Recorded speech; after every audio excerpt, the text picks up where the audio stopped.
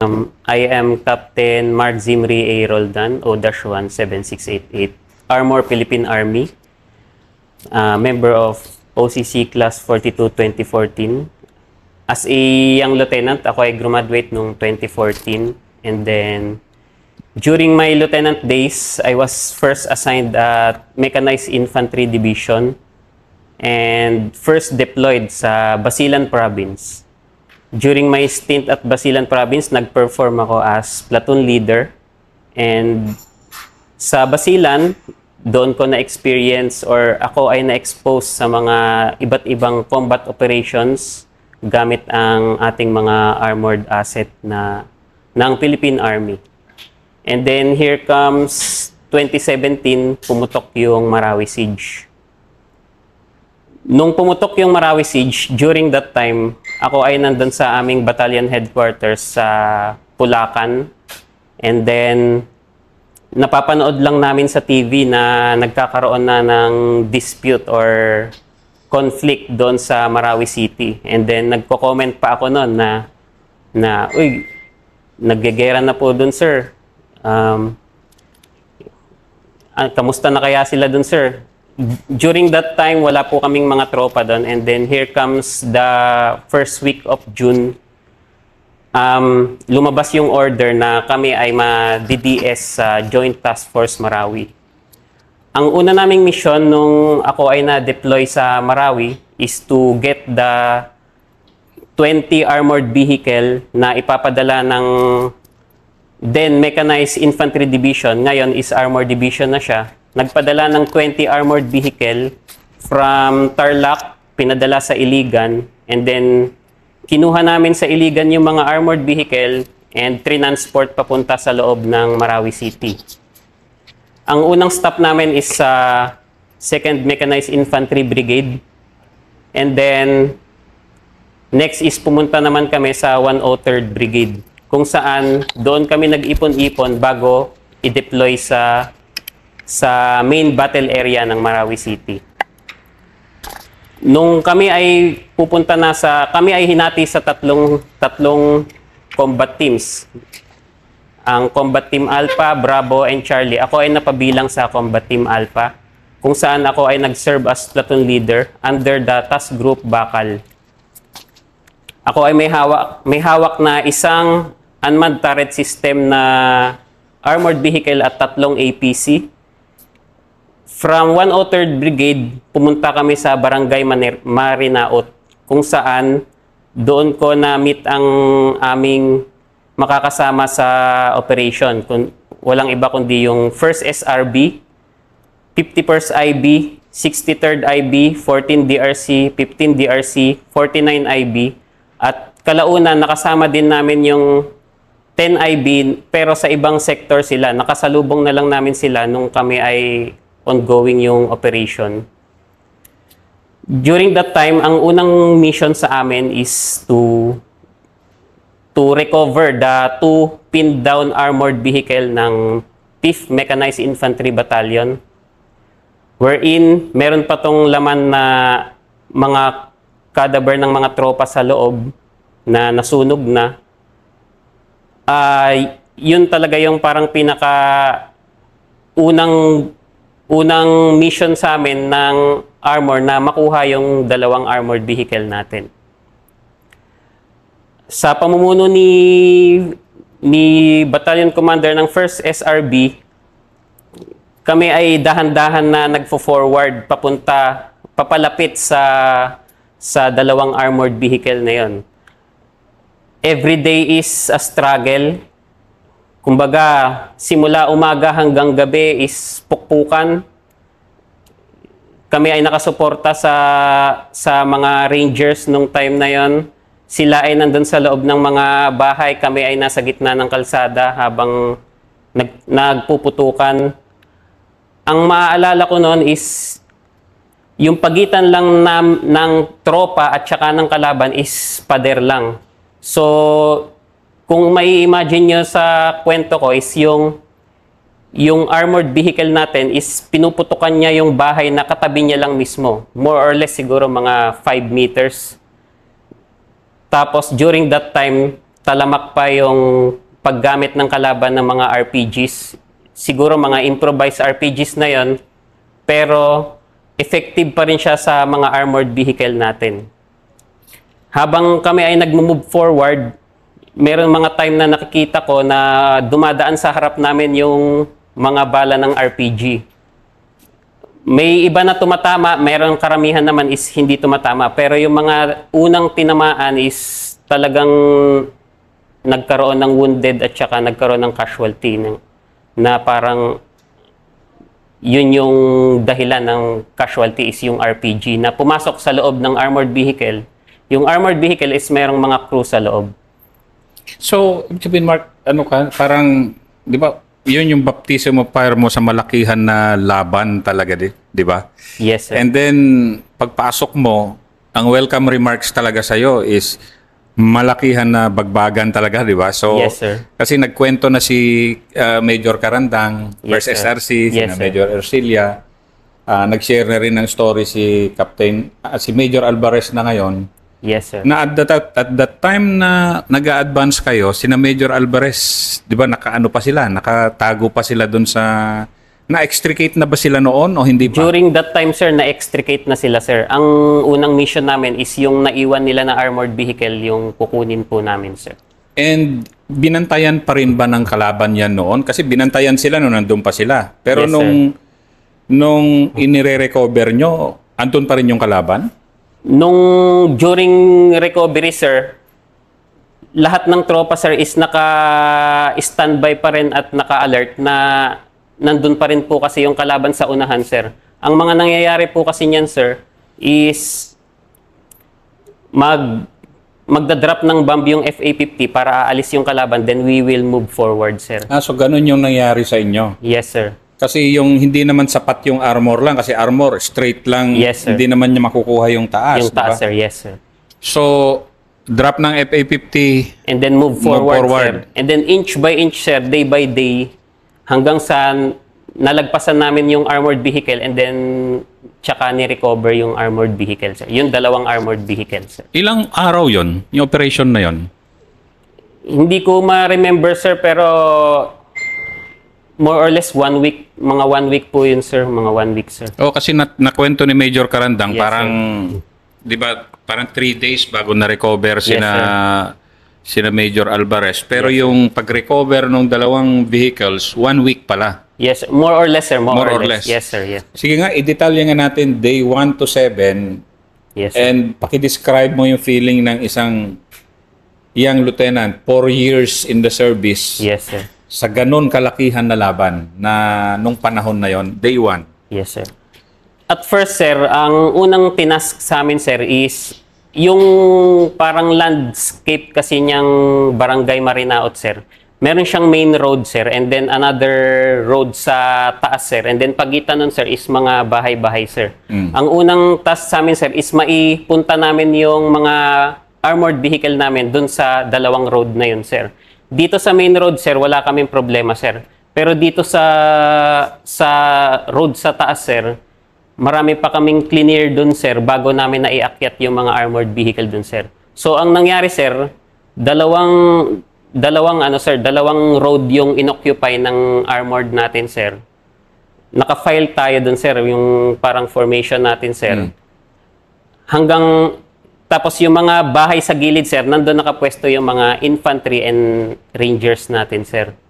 And naharap nyo, nandun yung kalaban? Yung kalaban, sir. Yes, sir. And beyond sa kanila, sir, is nandun pa yung armored vehicle, sir. Kasi ang pagkakaalam ko, sir, pagka-rescue ng rangers kila Major Alvarez, sir, is nag-backtrack sila, sir, and then they waited for us sa yung mga armor, sir, before kunin yung dalawang armored vehicle, sir. Yun yung, as far as I can remember, sir, ganun po yung naging system. I see. Na parang para pumantay, para hinintay nila kayo na pumantay sa kanila. Yes, sir. Sabay dahan-dahan na inch by inch, sir, na mag-move forward, sir, hanggang makuha natin yung armored vehicle, sir. So, sige, day 1, boom, bagbagan mo na, di ba? Yes, sir. Yes, talagang may heavy resistance ba Yes, sir. nung unang pasok mo? Meron po, sir. Ang marami dun, sir, is yung sniper fire, sir, and then yung RPG, sir. Sa threat sa ating armored vehicle, sir. Small arms naman siguro po, sir, doon sa mga rangers natin, sir, na nakikipagbagbagan din sa kasunod na building, sir. Sa harap namin, sir, natatandaan ko, mayroong mga high-rise building doon, sir. Doon nakapwesto yung mga snipers, sir, ng kalaban. At tingin ko, sir, mayroon silang advantage doon, sir. And then here comes, malapit na kami doon sa, sir, sa dalawang armored vehicle, sir. Sa intersection yun, sir, na daan, sir. Nakabalagbag yung armored vehicle doon, sir, na dalawa. Nung malapit na kami, sir, meron parang dryer ng rice sa gitna, sir. Pumasok yung bakal namin doon, sir. Kasama po ako doon, sir. Tapos doon po na time, maghapon na pukpukan po yun, sir, Nung mga bandang tanghali, sir, doon na kami tinamaan ng RPG, sir, yung mismong hinahawakan ko na armored vehicle, sir. Ah, ganon. So, Yes, tinamaan ka rin pala. Yes, sir. Yung natatandaan ko nun, sir, is umitim lahat yung nandun sa loob, sir, ng armored vehicle. And then, binuksan ng tropa yung, sir, yung pintuan sa likod, sir. Para makita namin yung daan, sir. And then, yung driver, sir, is inatras niya, sir. Bumangga pa kami sa pader nun, sir, Tapos, nag-maneuver lang po siya, sir. Hanggang sa makaatras kami sa rear, sir. And then, biglang namatay po yung armored vehicle, sir. Yun pala, sir, yung tinamaan is yung radiator, sir. Baka siguro, sir, naubusan na ng tubig yung radiator, sir. Pero anong feeling mo nun? I mean, hindi kasi Una po, sir, syempre, sir, nag-itim, sir. Hindi po namin alam anong nangyari. Yun po pala kasi, sir, tinamaan na ng RPG. So, tuloy lang po yung namin nun, sir, yung parang operation. Pero during that time, alam na po namin na may tumama po sa amin, sir. Kaya ang unang reaction namin, sir, is umatras po muna, sir. Pero yung isa naming armored vehicle, sir, is nandun pa rin po, sir. Tuloy lang po siya sa pagputok, sir. Nagsusupport siya sa mga Rangers tsaka sa DRC, sir. So anong mindset ng isang young lieutenant na platoon leader na alam mong, kasi kung minsan Yes, sa sir. infantry kasi ako Yes, so sir. para may tamaan na tao ko, kitang-kita ko yan. So Yes, sir. iatras mo siya, di ba? Yes, sir. Pero yung sa'yo kasi, yung bakal Yes, sir. na kung saan kayo, Yes, di ba? sir. So anong feeling ng ganun na alam mong tinamaan kayo? Yes, sir. Before that kasi, sir, meron na kaming isang APC na tinamaan ng RPG. Namatay yung mga nasa loob nun, sir. Yun yung nire-recover nyo, di ba? Yung Bukod pa dun, sir, yung kasama namin na pumasok para i-recover yung dalawang armored vehicle. Before that, sir, meron na kaming kasama na APC na tinamaan ng RPG. And then, namatay yung tropa, sir, sa loob. so yung first attempt na kunin Yes, sir. yung dalawa, Yes, sir. meron na namang po, sir. casualty. Yes, sir. Sa part ng armor yun, sir, tinamaan ng RPG, sir. And then, ako, sir, is naka-mindset na ako, sir, na anytime may lilipad na RPG, ang ginagawa namin dun, sir, sir, is galaw lang kami ng galaw, sir, para at least mamitigate man lang yung sir, yung pagtama ng RPG sa amin, sir. Na hindi kayo ma-aim man basta-basta. Yes, sir. Yeah. Pero yung na RPG na armored na hawak ko nun, sir, is unmanned turret system, sir. Ano ibig sabihin ng unmanned turret system? Yung nagko-control, 'di ba po, sir, tayo, sir, pag bumabarel, tayo yung humahawak ng baril at pinuputok. Yun po, sir, nandun sa loob yung gunner, sir, kinokontrol niya na parang joystick ng game yung sir. Yung na?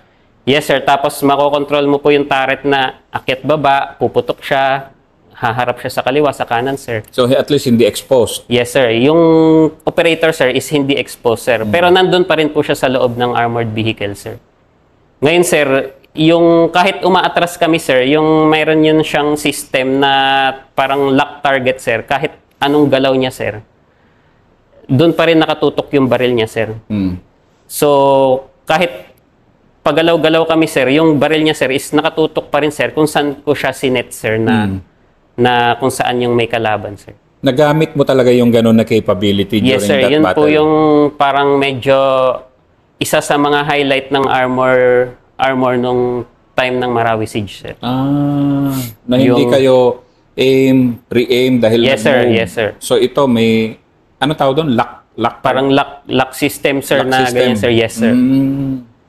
Kaya Na kahit mag-move siya na forward, backward, or left and right, sir, yung baril niya, sir, is doon pa rin siya nakatutok sa target niya, sir. Kung saan yung sinet mo na unang target, sir. kaya pala nakadami kayo ng kalaban din doon, 'di ba? Dahil Yes, sir. doon sa technology na, high Yes, sir. technology na rin, Yes, 'di ba? sir. Which is, during that time, sir, advantage natin, sir, kasi hindi yun alam ng, ano, sir, ng ating mga kalaban, sir, na meron pala tayong ganun, sir. Yun po, sir. So, Pero hindi rin naman nila makontra basta-basta 'yon Yes, dahil sir. nakapix Yes, ka na sir. nga eh, 'di ba? yes, sir. So, sige, as yung pakiano mo ulit as the battle progressed. Yes, sir. As the battle progress, sir, so tinamaan na po ng RPG, sir, yung armored vehicle namin na yun, sir. Ngayon, sir, pinalitan yun ng isang APC, sir, na wala ng unmanned turret system, sir. Nandun na siya sa rear, sir, para ikumpone ng armor maintenance battalion namin po, sir. Hindi, pero bumaba ka, pero hindi pa tapos yung gera, di ba? So, Yes, sir. Tuloy-tuloy lang po yun, sir. so sumakay ka ulit sa kabila. Yung time na po yun, sir, pahapon na po yun, sir. So, nag-backtrack po lahat, sir. Tapos, paggabi po kasi dun, sir, stand to muna lahat, sir. Wala munang mag-move, sir. Kasi, delikado sa gabi, sir. Doon, madalas yung nagkakaroon ng casualty, sir. Kaya, sa gabi, sir, stand to muna lahat, sir. During that time, sir, pahinga lang, kinabukasan ulit yung, ano, sir, yung another day na mag-move forward naman po, sir. Revanche na naman. Yes, sir. Sa Kung basketball. kung saan po yung inabutan na posisyon nyo ng araw na yun, sir, dun sila magbabantay, sir, yung tropa, sir. Yung infantry, yung armor, Infantry. Yung armor, sir, balik mo na. atras ng konti, sir, sa may command post, sir, ng 1st SRB, mga siguro more or less mga 20 meters from the, ano, sir, from the front mismo, sir. Pero yung Rangers and DRC, sir, naka-stand to sila sa mga buildings, sir.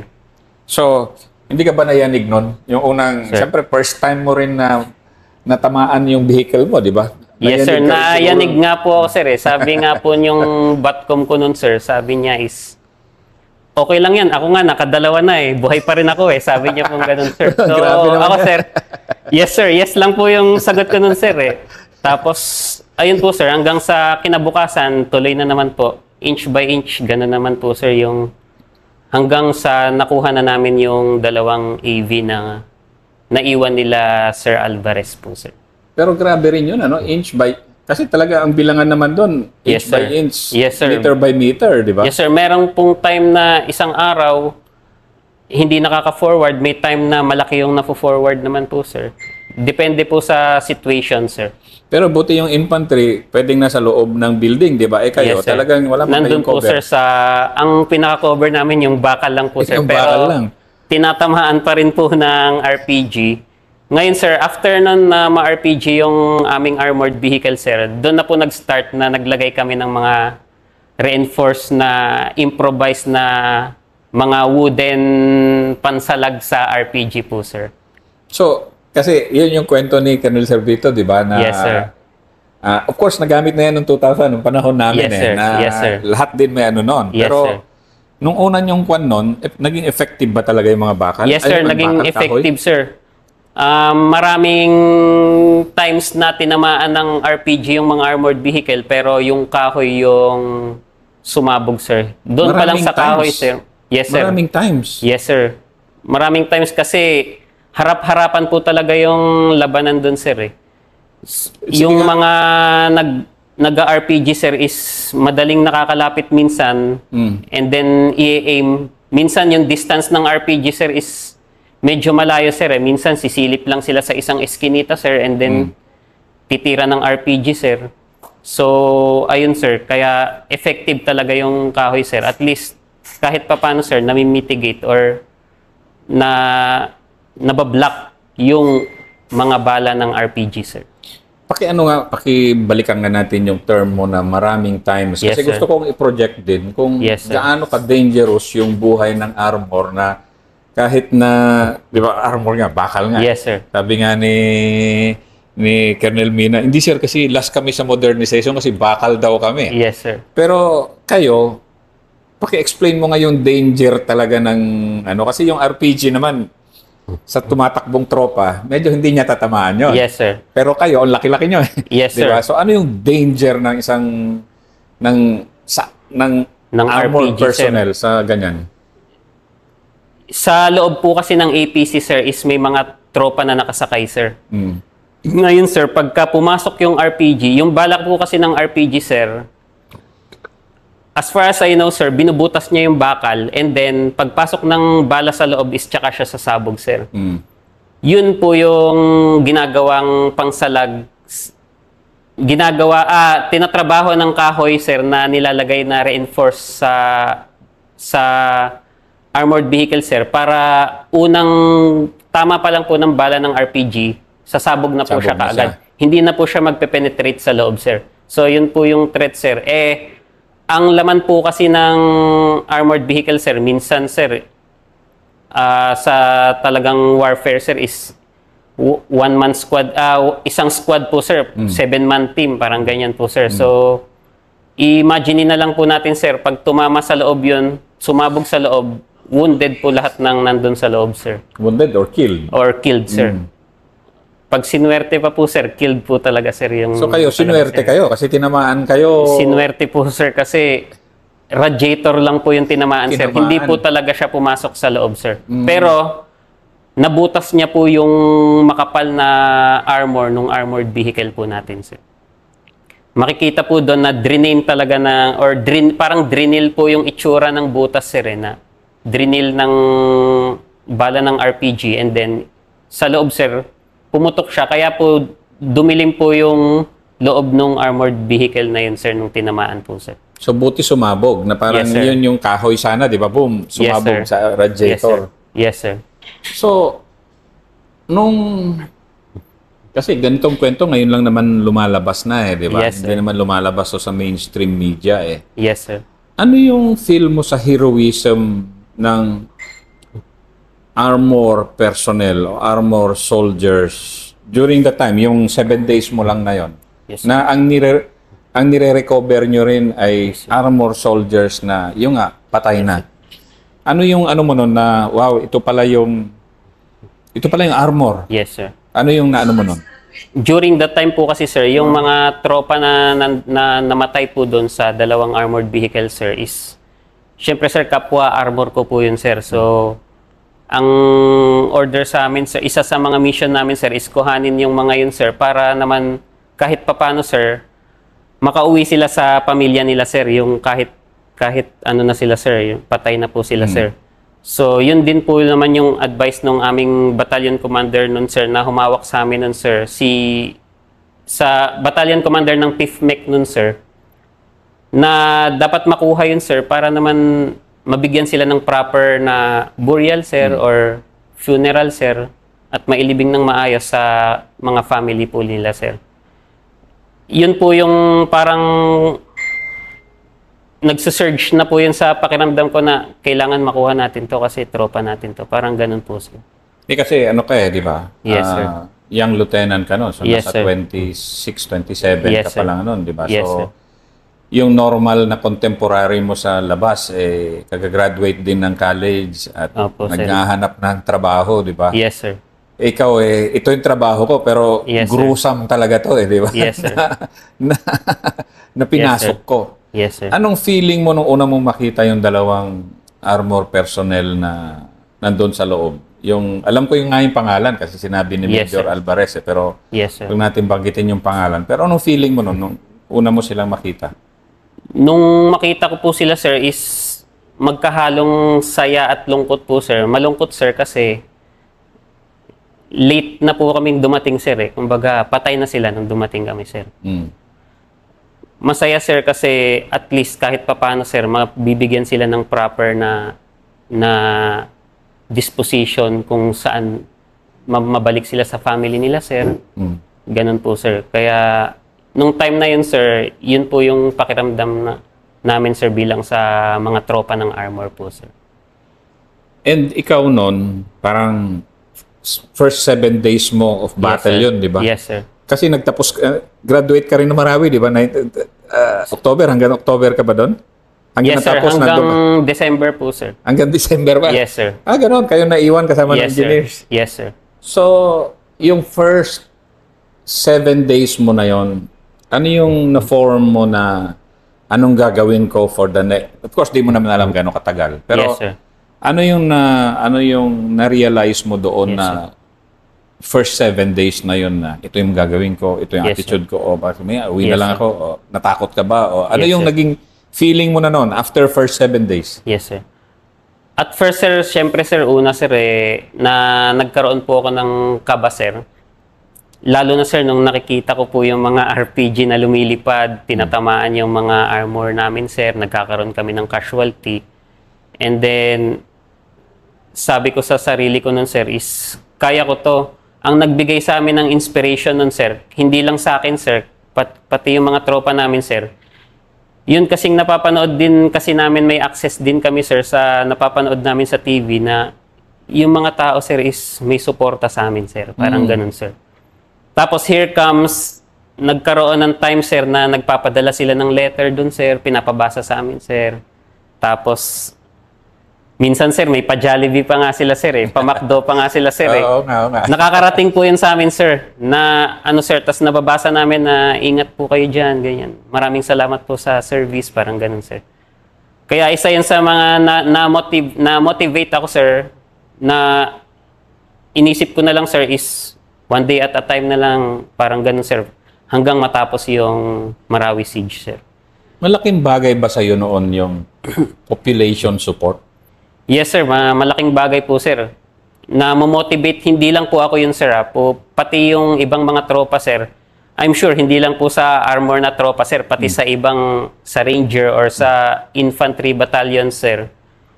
I'm sure, sir, na naantig din yung mga puso nila, sir.